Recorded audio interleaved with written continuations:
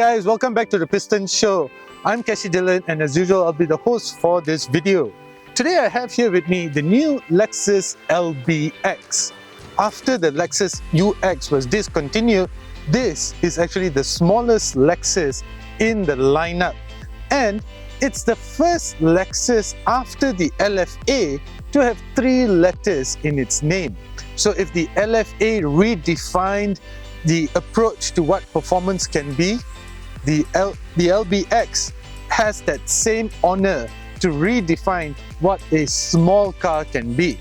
Now, the LBX, Lexus says, is going to appeal to all the younger generation for those who have never actually considered a Lexus before.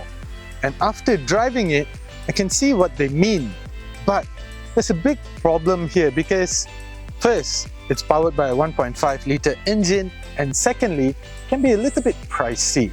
But Lexuses have never been cheap. But before we go any further, as usual, a quick word from our sponsor. Hey guys, what are some of the things that you consider when choosing a petrol brand? For me, I make sure that the petrol can keep my engine clean and also give me better mileage. I'm sure everybody thinks about this when choosing a particular brand. With BH Petrol's Infinity RON 95 Euro 4M, you get precisely that. It has special German additives that reduces the amount of deposits that build up in your engine over the long term, keeping it clean. It also has improved friction modifiers that reduces the amount of friction that your engine has to go through, ultimately giving you better mileage and making BH Petrol's Infinity RON 95 Euro 4M the right choice. Now let's just set the tone for this video with the price range. There's going to be 4 variants on offer. There's going to be the Lexus LBX Premium Single Tone, which is the entry-level variant, and it's priced at 238,888 ringgit. After that, there's the Premium Dual Tone, which gives you 2 different color tones like this over here, and that costs 240,388. After that, we enter the higher range variant called the Luxury. So the LBX Luxury Single Tone is going to be priced at 263,888, whereas the Luxury Dual Tone is going to cost you 270,388,000 ringgit. Now that we've got that out of the way, that has basically set the tone for this entire video. I know what you're thinking, the comparisons have already started. Well, I know it's not cheap, but it's a Lexus. And it's not only a good-looking car, but the interior is actually rather nice as well.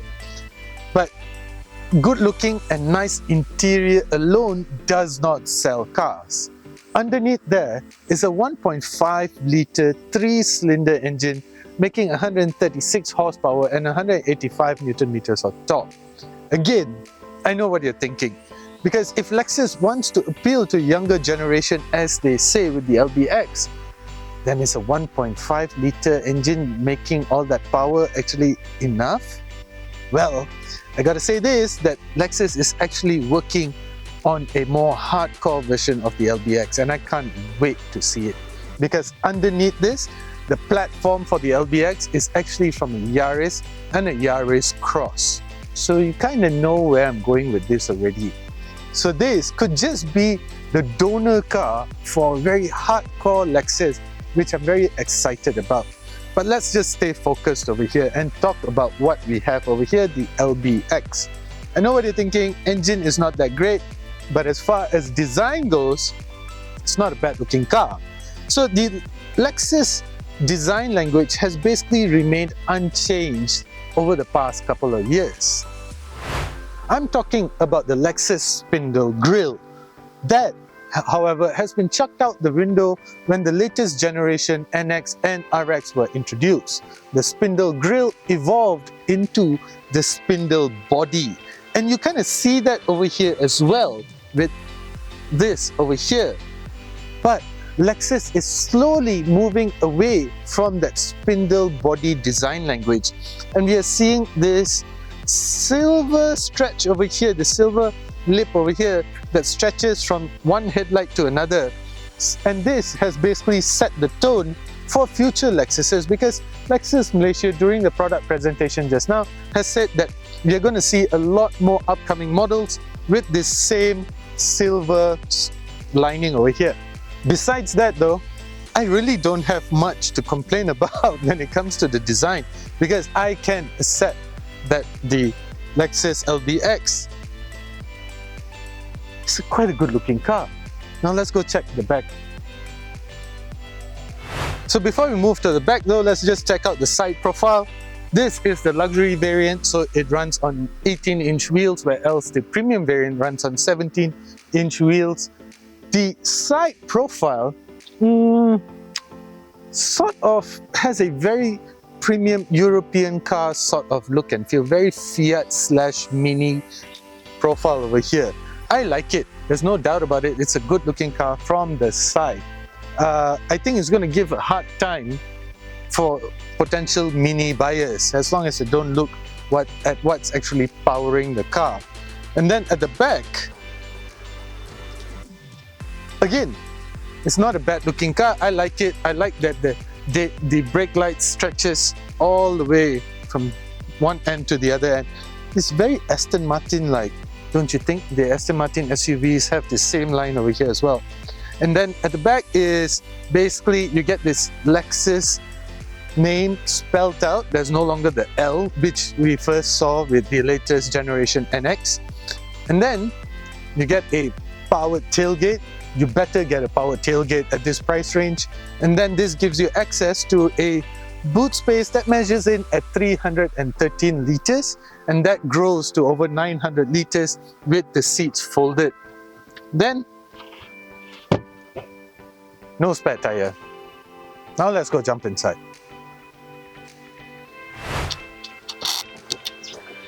When you step inside, now this starts looking really good.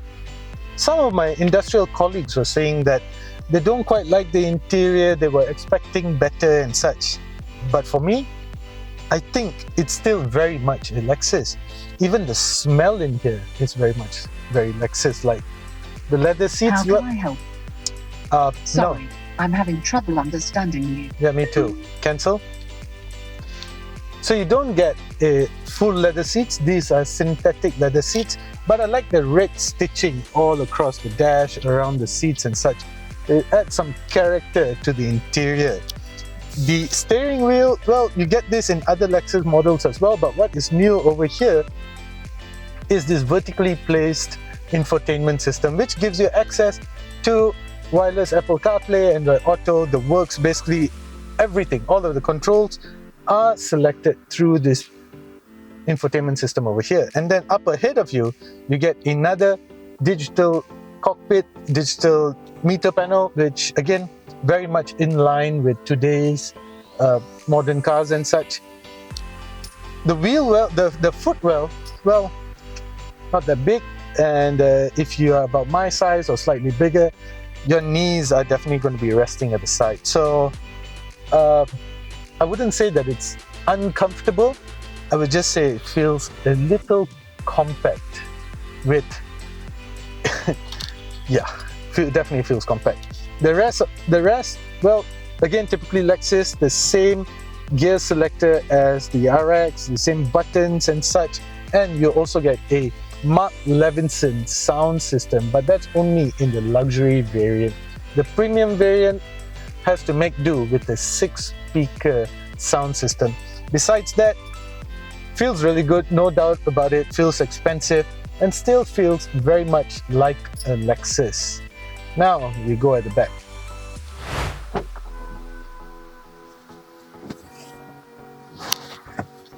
So when it comes to the back seats, if you're on the taller side, you're going to find this place to be a little bit cramped.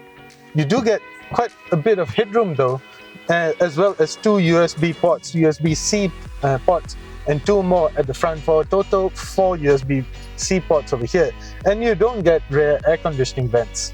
So make of that what you will. So when it comes to driving the Lexus LBX, it is exactly as what the numbers would suggest. Those 136 horsepower and 185 newton meters of torque isn't exactly what you would call explosive. It's just enough to go about your daily business, to do what you have to do on your day-to-day grind. It's just that. Now, when you put your right foot down, it's not going to go anywhere very quickly. And that is, well, what else would you expect from the amount of power that this powertrain creates? It's just enough, okay? But I'll tell you what this Lexus LBX does really well.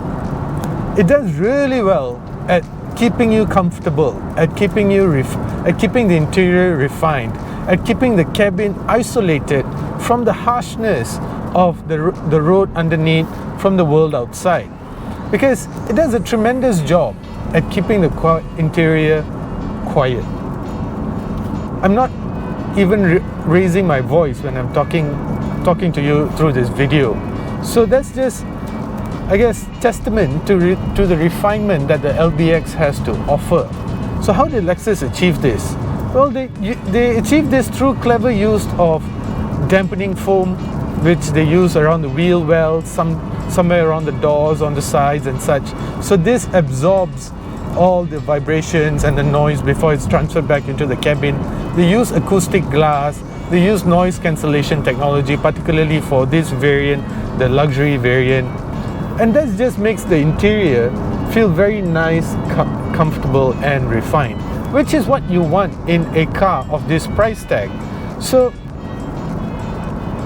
if you want something that is, powerful and such, the LBX is not for you. You buy the LBX if you want something comfortable, if you don't have a lot of people to carry, and then on top of that, you want something that is efficient. That's what the LBX is for. So we're just on the way back from Karak town. We set off this morning from Lexus Mutiara Damansara, and we still have a range of 526 kilometers. Testament to the refinement of the powertrain of the Lexus LBX. Not only refinement, efficiency as well. This hybrid powertrain is brilliant. It also has the capability of running on pure electric power. How far?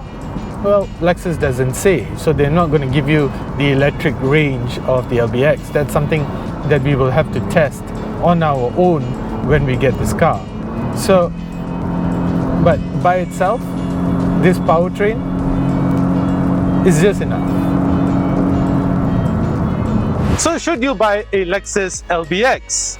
Well, at 240 to 270,000 ringgit is definitely not cheap. It's quite small, which means it's quite expensive for a small car. But then again, a Lexus has never been cheap. You don't associate the word cheap with Lexus. What you can associate with Lexus is comfort, refinement, premium, as well as luxury. And on that aspect, the LBX delivers, and it delivers that rather well. It's definitely a nice car to be in. Fine, it might be down on power, but that hybrid powertrain is undeniably impressive when it comes to efficiency. We are seeing a range of close to 600 kilometers. So should you buy an LBX? Well, if you don't have a lot of people to carry around, if perhaps it's just your wife and you, then yes, the LBX might just be the car for you. Or if you have a bunch of cash and you're looking for something that is, well, quite nice to drive on a daily basis, and you're looking for a car for your kid, for your daughter or your son to drive to college, university, whatever, and you have cash to spare, then yes, the LBX is definitely a nice car to drive on a day-to-day basis. It's a brilliant car if you want something comfortable, refined, and you can afford the price tag. Then the LBX is definitely for you. For everybody else, the LBX may not make sense. But for those with the means, the LBX is definitely a very nice car. As usual, guys, if you like what you see here today, do consider subscribing. Thank you for watching. I'm Keshe Dylan, and I just told you about the Lexus LBX.